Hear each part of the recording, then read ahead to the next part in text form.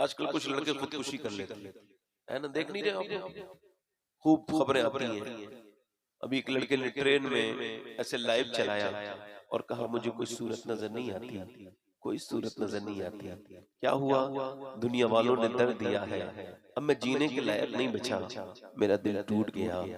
ओ मेरे भाई, अल्लाह ना करे किसी पे ऐसा मौका आए। ये कौन सी मोहब्बत है कि फेसबुक पे मोहब्बत हुई, फिर थोड़े दिनों चैटिंग हुई, फिर चैटिंग के बाद बात वीडियो कॉल पे आई, फिर नंबर ब्लॉक हो गया तो दिल टूट गया, फिर जान दे दी, मैं उसने धोखा दे दिया, लड़की ने दिल तोड़ दिया, फलानी लड़की ने मेरे दिल को किसी लायक नहीं छोड़ा, अब मैं जीऊंगा नहीं। उस माँ की फिक्र नहीं की जो तेरे गम में रोते रोते मर जाएगी, उस बहन की परवाह नहीं की जो तेरे एक कॉल के लिए तरस रही है, उसको तूने कॉल की, उससे दिल लगाया जो तुझे जानती भी नहीं है, या उसको दिल दिया जो दुपट्टे का पल्लू नहीं संभाल सकी, वो तेरे दिल की वजन को क्या संभालेगी, वो तेरे दिल को क्या संभालेगी। ओ मेरे भाई मेरे दोस्त, ये पूरी दुनिया का तजर्बा है, सिर्फ मुसलमानों का नहीं, कि पूरी दुनिया का रिसर्च ये है कि 90% शादियां चाहे मुसलमानों की हो, यहूदियों की हो, नसरानियों की, ये जो शादी पसंद की होती है ये फेल हो जाती है,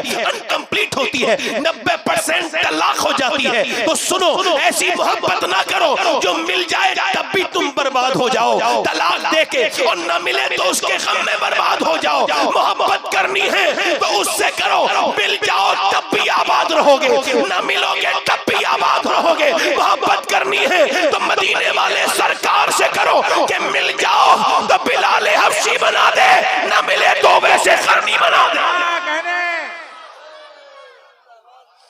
नारे तकबीर, नारे रिसालत, खाजा महाराजा कॉन्फ्रेंस। दिलों के टुकड़े वो लगा रहे हो, फिल्में स्टेटस गाने लगा रहे हो, मेरा दिल टूट गया फलाने ने स्टेटस, बहुत दर्द वाले स्टेटस लगे हुए हो, बड़ा दिल टूट गया। क्या भाई साहब, मैं तो बेकार हो गया, दिल दिया था दिल तोड़ दिया। ओ पागल, दिमाग तेरा खराब है। दुनिया कहती फिर रही है इश्क निकम्मा कर देता है, इश्क किसी लायक नहीं छोड़ता। इन सब बेवकूफों के जो बहुत बड़ा उस्ताद था गालिब, उसने भी यही कहा था, इश्क ने गालिब निकम्मा कर दिया, वरना हम भी आदमी थे काम के। बरेली से आवाज आई, जब इश्क को समझते नहीं हो तो इश्क के बारे में बात क्यों करते हो। इश्क निकम्मा नहीं करता, निकम्मे को कारामद बना देता है। ए इश्क तेरे सदके जलने से छुटे सस्ते, जो आग बुझा देगी वो आग है, आग बुझा देगी। वो बच्चा ट्रेन में कल उसने खुदकुशी की है, मुसलमान था, टोपी लगाए, मुझे कोई सूरत नजर नहीं आ रही। जब खुदकुशी के आगे सूरत नजर ना, जब खुदकुशी के आगे सूरत नजर ना आए तो ये मशवरा है मेरा, सजदे में सर झुका। हर आशिक नबी से कहता हूं मैं शबाहत, जिसे देखनी हो जन्नत वो मदीना देखा है। मैं अपनी बात कर चुका, अब मैं अपनी बात शुरू कर रहा हूँ। बस थोड़ी देर बैठेंगे आप लोग, आपकी तबीयत भी फ्रेश हुई थोड़ी नहीं, हुजूर की याद आती है तो फिर क्या रात उनके निसार कोई कैसे ही रंज में हो, जब याद आ गए हैं सब गम भुला दिए। अल्लाह ताला आपको सलामत रखे। थोड़ा सा नहीं मेरी तबीयत थोड़ी सी वो है कि दवा खाई, बस मैं अपनी बात शुरू कर रहा हूँ, आपसे बात कर रहा हूँ। दुरूद पाक पढ़िए। हो सकता है हमारे अभी क़यामगाह पे जिक्र हो रहा था, हो सकता है ये मेरी जिंदगी की आखिरी तकरीर शुरू हो रही हो सकता है। मैं अपनी मौत की बात कर रहा हूँ, आप मत डरिए। अपने बच्चों में मौत का जिक्र करना छोड़िए मत, ये मौला अली की सुन्नत है। ये बच्चों को डराएं, हाँ डराइए, डर जाएंगे तो डराइए। अपनी बीबी के साथ मौत का जिक्र कीजिए। मौला अली फरमाते तू मौत का जिक्र बर्दाश्त नहीं करता तो मौत की सख्तियां कैसे बर्दाश्त करेगा। हमारे यहाँ ये मामला ही नहीं है। सहाबा तो कहते थे मौत का जिक्र होता था उनके, हमारे यहाँ कोई जिक्र नहीं। मेरी तरफ देखिए, हो सकता है ये मेरी जिंदगी की आखिरी, आप कह दो ना, हो सकता है। सब लोग बोलो, देखो बोल के सुनो। अब जो लोग हल्के हल्के आ रहे हैं, जो आ जाएंगे फिर वो बैठे रहेंगे, मुझे ऐसी उम्मीद है अपने रब की जात से। मैं तो बड़ा ही खराब इंसान हूं।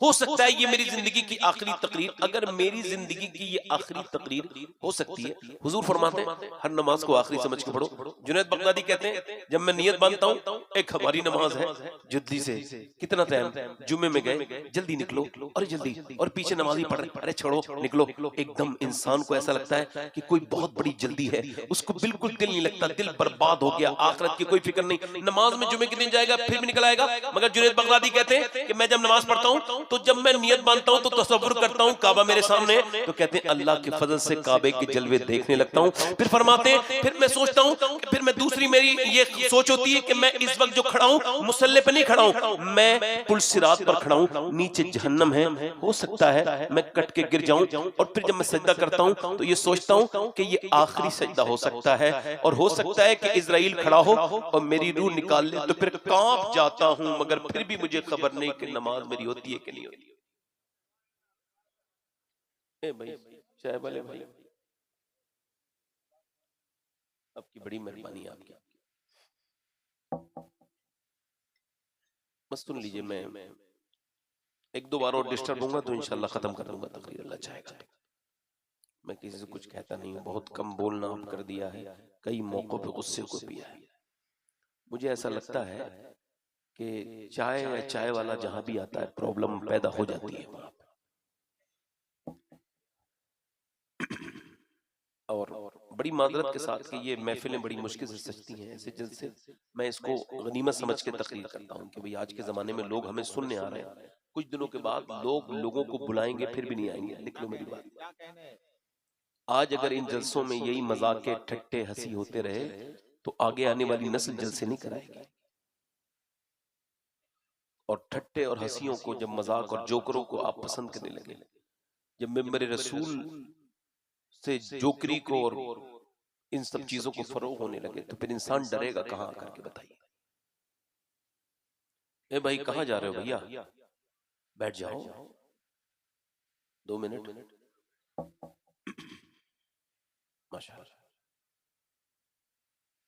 और कोई साहब जाना चाहते हो तो चले जाएं, बड़ी मेहरबानी होगी आपकी, माशाअल्लाह। और जो साहब इस वक्त टेलीफोन पे बात कर रहे हैं उनसे गुजारिश है कि इतने बड़े दर्जे का आदमी हमारे जलसे में नहीं आना चाहिए। ये तो रात के जो 1:30 बजे भी मोबाइल पे बात कर रहे हो तो डीएम रैंक से भी ऊपर का आदमी हो गया, यानी इतनी रात में भी जिसके पास कॉल आ रहे हैं तो बहुत बड़ा इंसान हो गया। ये मोबाइल इंसान को बर्बाद कर देगा, इसने कर दिया है। आपको पता है ये बीमारी है, अब मोबाइल का हाथ से चला जाना, फिर बार बार मोबाइल की बात करना। 4 लोग आपस में बैठे, इसे नॉर्मल ना समझना, वो चारों मोबाइल में लगे हुए हैं। ये एक तरह से पागलपन है और इसका नाम भी रख दिया गया है और इस पे बेस पे काम भी हो रहा है। मोबाइल छुड़ाने के अस्पताल अलग हैं, डॉक्टर अलग हैं जो इंसान से मोबाइल, हिंदुस्तान में भी ऐसा होने वाला है, मुंबई में ऐसा हो रहा है। बच्चे पागल होते चले जा रहे हैं। ये जो बच्चे ये जो खाना खाते हैं और वो मोबाइल भी देखते हैं, इन पर नई तहकीक ये है कि इनके मैदे खराब हो जाते हैं, इनका जो लीवर है उसको ये खाना इनका बर्बाद, चूंकि ये चबाते नहीं, खाली इन्होंने खाया मुंह में रखा और रख लिया, इनका जहन खाना इनका ना तो लगता है। अब देखें आप, मिसाल के तौर पे मेरा मोबाइल है, ये एग्जांपल के तौर पे कह रहा हूं, जैसे ये मेरा मोबाइल है, आप इसको ये समझ लीजिए जैसे मिसाल के तौर पे ये मेरा मोबाइल है, और इस मोबाइल को जब मैं लेटरिन में जाता हूं तो बाहर रख के जाता हूं, वॉशरूम में जाता हूं बाहर रख के जाता हूं, खाना खाता हूं तो बाहर रख, मैं उसे अलग हटा देता हूं। कोई मुझसे बात करता है तो उसी से बात करता हूं, जाहिलों की तरह मैं मोबाइल में नहीं लगाता, बेवकूफों की तरह, बल्कि उसका यह हक है कि वो मुझसे बात कर रहा है तो मैं उसकी बात का जवाब दूं। मैं उससे बात करता हूं तो अभी तक ये मोबाइल मेरा मालिक है। जब ये ना मुझे बाथरूम में छोड़े, ना खाने में छोड़े, ना पीने में छोड़े, ना ये मुझे कहीं छोड़े, तो अब ये मोबाइल मेरा मालिक बन गया। यही हुआ है, हमारे लोगों ने हर जगह मोबाइल को इतना यूज किया है कि यहाँ तो माशाल्लाह उलमा बहुत अच्छे हैं। मैंने लोगों को मिंबर पे फेसबुक चलाते देखा है, और फेसबुक कितनी गंदी साइट है, वहां कौन सी वक्त कौन सी घटिया तस्वीर आ जाए कुछ नहीं पता। अल्लाह अल्लाह का शुक्र है। देखो भाई, मैं तो ना फेसबुक मेरे मोबाइल में कोई भी चेक कर ले, ना मेरे पास इंस्टाग्राम है, ना मैं इंस्टाग्राम चलाता हूं, क्योंकि मैं इस वजह से सांप नहीं पालता कि मुझसे उसका मंत्र नहीं आता, उससे मैं बच नहीं पाऊंगा। जो सांप वो पाले जो इसके मंत्र से बचना, इसका मंत्र जानता हूं बचने का। मैं आपसे क्या अर्ज कर रहा था मेरे भाइयों, अपनी जिंदगियों को इस मोबाइलों में बर्बाद ना करो।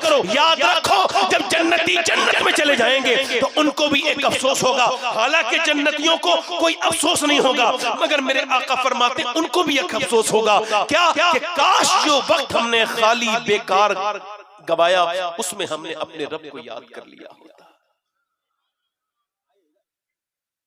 अपने रब को जल्दी बोलो। मैं आपसे क्या कह रहा था, हो सकता है ये मेरी जिंदगी की, जल्दी बोलो आखिर, अगर ये हो सकता है तो ये भी हो सकता है कि इस महफिल में कोई बंदा ऐसा बैठा हो जो आखिरी नसीहत सुनने आया हो, फिर वो तकरीर ना सुन पाए, है ना? अच्छा, कभी आपने देखा किसी बेनमाजी को मरने से पहले मौत ने कहा, एक दिन पहले फरिश्ते ने आकर तौबा कर ले, बेनमाजी जब मरेगा तो जहन्नम में जाएगा। अल्लाह के रसूल फरमाते बेनमाजी जब मरेगा तो इतनी प्यास लगेगी 7 समंदर का पानी भी पिएगा, उसकी प्यास नहीं बुझेगी। और जब वो उठेगा तो फिर कयामत के दिन फिरौन के साथ उठेगा, नमरूद के साथ उठेगा।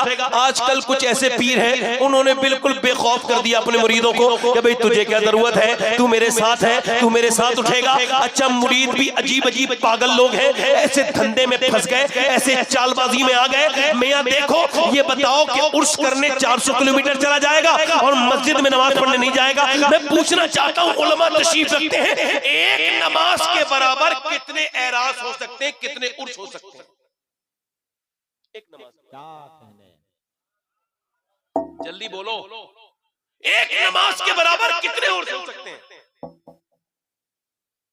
मैं रात भर जागा अपने पीर के उसमें, आंखें मेरी मोटी हो गई, 500 किलोमीटर से आ गया।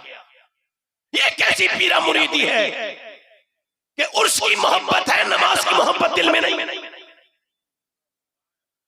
कहने, क्या लम्हे फिक्रिया है। जिंदाबाद बताओ भाई, जिंदाबाद। 800 किलोमीटर सफर करके अजमेर जा रहे हो, अजमेर के कमरे में गर्म पानी है, मगर तुम नमाज नहीं पढ़ रहे हो। उस अजीम हस्ती की बारगाह में जा रहे हो, जब वो चले दीन के लिए तो पांव में छाले पड़े, और तुम उस होटल में पैसा खर्च करके गए। ये उलमा बैठे हैं, जो बात हक है वो कहनी चाहिए। क्या कहने, तुम नमाज नहीं पढ़ रहे हो, बहुत अच्छे, तुम उर्स में चले गए, कलिया शरीफ तुम उर्स में चले गए, देवा शरीफ तुम उर्स में चले गए, कि चौचा शरीफ, और तुम नमाज को ऐसा समझते हो कि उसे कोई पढ़ना तुम्हारे लिए जरूरी नहीं। पीर के सामने हाथ बांध के बैठना तुम्हारे लिए जरूरी है, इसका मतलब तरजीह अव्वल तुम्हारी नजर में पीर हो गया, नमाज न रही। याद रखो, ये पीरा मुरीदी तुम्हें दुनिया आखिरत में कोई काम नहीं आएगी। पीरा मुरीदी वो नहीं होती जो मुरीद को लापरवाह बना दे, बल्कि पीरा मुरीदी तो वो होती है कि अगर मुरीद, अगर पीर अगर महबूब इलाही होता है तो फिर उसका मुरीद खुसरो। ये कौन सी बात कर ली मैंने, अजीब हालत लगती मुझे उन लोगों की। मादल्ला उर्स में जाओ, बरकतें मिलेंगी, इसमें कोई शक नहीं, मगर नमाज की पाबंदी करो, तभी बरकतें मिलेंगी। ये बताइए आप, कोई मैं गलत तो नहीं कह रहा हूं, मेरी बात कोई गलत तो नहीं है? ये उलमा बैठे हैं, सेकंड करेंगे, हो सकता है मेरी बात